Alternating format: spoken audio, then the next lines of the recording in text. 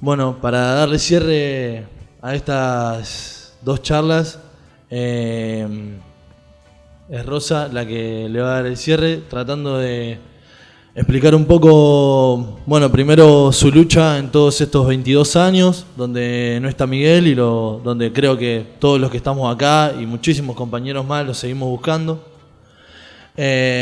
Y también para, bueno, un poco contar la experiencia de la asociación civil y cómo hoy en día, entre todos, me parece en conjunto, podemos lograr que la justicia y que los diferentes órdenes del Estado se haga justicia para todos los sectores populares y no tan populares, ¿no? Y obviamente analizar la actualidad de hoy, cómo estamos en cuestiones de violencia institucional. Obviamente, perdonen, pero estoy muy nervioso. Los que me conocen siempre soy a hablar y esta es la primera vez que estoy tan nervioso y la verdad que recién ahora que estoy sentado con ella estoy tranquilo. Bueno, nada, gracias Rosa por haber venido.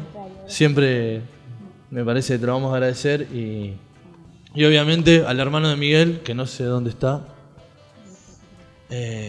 Bueno, no sé, que agarró el Peugeot y se vino para acá. Así que, bueno, nada, Rosa, te cedo la palabra. Bueno, buenas tardes.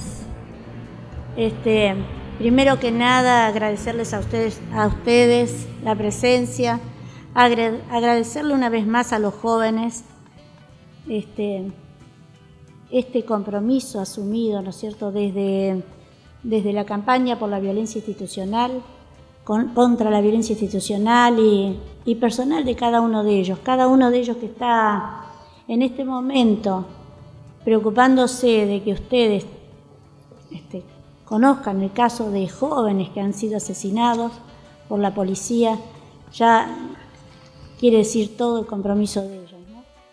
Nosotros, una de las características de la causa de Miguel fue justamente los chicos, los jóvenes, los compañeros de él de la Facultad de Periodismo. Miguel estudiaba periodismo y fueron los que empezaron con esto, ¿no es cierto? Yo, sinceramente, cada vez que me acuerdo de cómo empezó todo esto, Miguel había ido a cuidar la casa de unos amigos al campo y bueno, viaja su novia desde Mar del Plata a visitarlo y el amigo le dice que estaba en el campo. Ella insiste en ir al campo, era 17 de agosto del 93. Cuando llegan a la casita, encuentran la casa entreabierta, un fuego extinguiéndose, había una cacerola con comida. Todo indicaba que ahí había habido alguien, que Miguel podía andar ahí cerca. Lo esperan toda la noche y Miguel no regresa. Entonces piensan que como ella viajaba, en vez de viajar el día 17, iba a viajar el día 18 desde Mar del Plata a verlo. Y pensaron que se había venido para La Plata, había vuelto a La Plata porque ella llegaba. Se encontró Carolina, que así se llama la novia, la que era novia de Miguel. Se encuentra con Guillermo, que justamente hoy nos trajo acá. Y le pregunta si Miguel estaba, qué sé yo, y Carolina le cuenta y deciden irse al campo juntos. De ahí Guillermo le cuenta que Miguel le había contado que iba al Río de la Plata a pescar al paraje de Punta Blanca y deciden irse los dos hasta Punta Blanca, que desde el camino donde estaba son 7,5 kilómetros más o menos, que no sabían que había un camino porque no conocían, cruzaron el campo y llegaron a ese lugar donde Miguel iba a pescar y había un señor, un tal Raúl Rojas, que dijo que lo había visto pasar el martes 17 a las 14 horas y no lo vio salir. Y que un señor que tenía vacas había visto que había ropas y una bicicleta.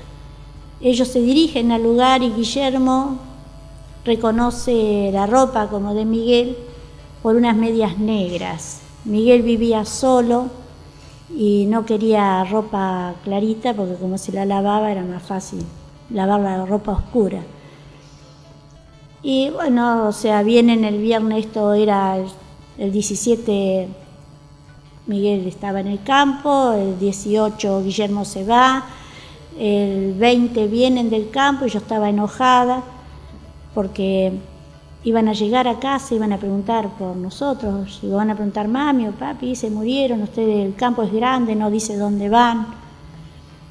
Y bueno, Guillermo me grita, más, te estoy diciendo que están las ropas y la bicicleta de Miguel en la orilla del río y Miguel no está. Y ahí fue como que realmente entendí que algo estaba pasando. Bueno, nosotros nos íbamos a un casamiento, el papá, yo quería ir a la comisaría, Miguel tenía 23 años, cuando le digo a mi marido algo está pasando, vamos a la comisaría, me reta que lo saque de abajo de mis polleras, hasta cuándo lo iba a tener. Nos vamos al casamiento, pero antes le encargo a Guillermo que vaya a la comisaría del barrio, donde el papá trabajaba, el papá de Miguel era policía, ahora está jubilado. Entonces fue a la comisaría y cuando volvimos del casamiento había un papel que decía que tenía que ir a una comisaría.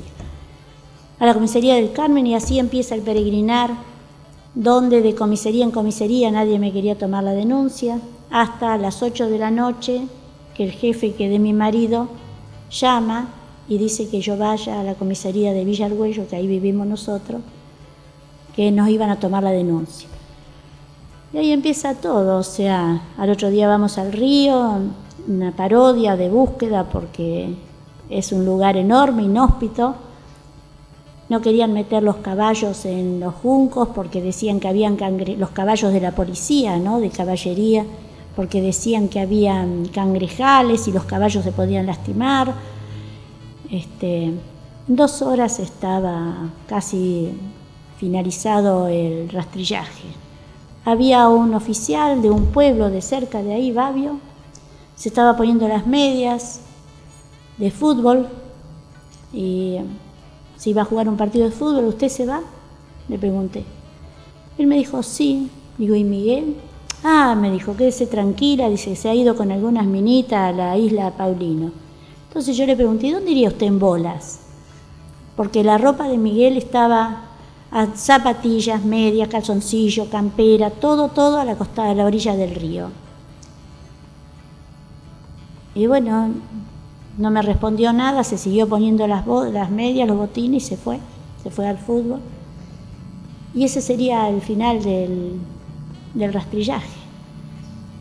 Cuando le fui a reclamar al comisario que nadie estaba buscando a Miguel, me dijo, esto es muy serio, señora.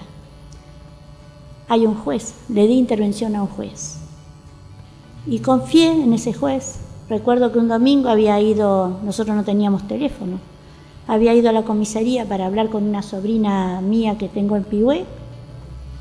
Cuando vengo eran alrededor de las 2:30 de la noche, habían 2 de los amigos sentados en la cocina esperándome, que necesitábamos abogados. Y yo dije, ¿te parece? Está la policía y un juez. No, mañana vamos a buscar un abogado. Mañana vamos a ir a la PDH y vamos a buscar un abogado. Y bueno, creo que el golpe mío fue muy grande. Cuando después descubrimos que la policía era la que había torturado y había asesinado y desaparecido a Miguel y el juez era el que encubría a esta policía. No solamente en el caso de Miguel, ya era un juez que tenía antecedentes muy graves, como la desaparición por la Brigada de Investigaciones de La Plata de Andrés Núñez, el 28 de septiembre del 90, como las torturas durante 9 horas y media en la comisaría quinta Roberto Díaz, que uno de los torturadores fue Walter Ábrigo, que después fue uno de los asesinos de Miguel.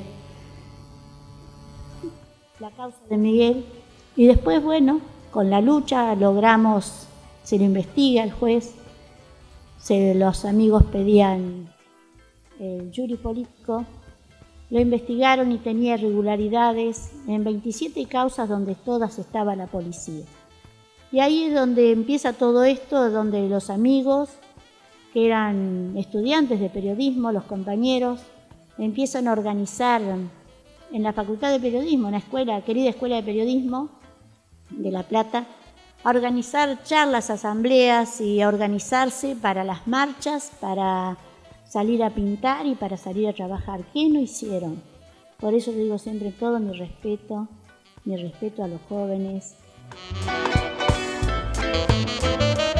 Los que trabajan tienen miedo de perder el trabajo. Los que no trabajan tienen miedo de no encontrar nunca trabajo. Quien no tiene miedo al hambre, tiene miedo a la comida. Los automovilistas tienen miedo de caminar y los peatones tienen miedo de ser atropellados. La democracia tiene miedo de recordar y el lenguaje tiene miedo de decir. Los civiles tienen miedo a los militares. Los militares tienen miedo a la falta de armas. Las armas tienen miedo a la falta de guerras.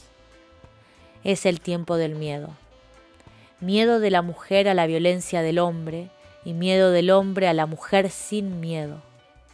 Miedo a los ladrones, miedo a la policía, miedo a la puerta sin cerradura, al tiempo sin relojes, al niño sin televisión, miedo a la noche sin pastillas para dormir y miedo al día sin pastillas para despertar. Miedo a la multitud, miedo a la soledad, miedo a lo que fue y a lo que puede ser.